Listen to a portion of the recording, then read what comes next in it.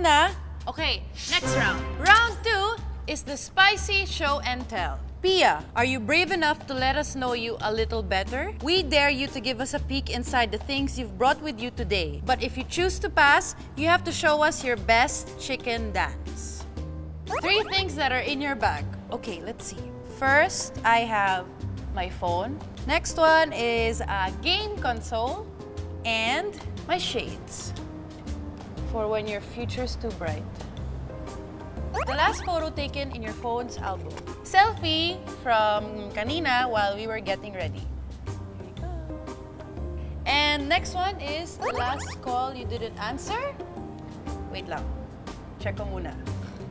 Chicken dance na lang. Eh, yun naman yung gusto nyo eh. Gusto nyo naman talaga ako makita mag-chicken dance. So, gagawin ko. Eh, syempre ganitong dance lang dahil stress-free yung dance. Like, Magnolia chicken, stress-free. Stress-free lang din yung dance. Next question. The last thing you served... No! No! No!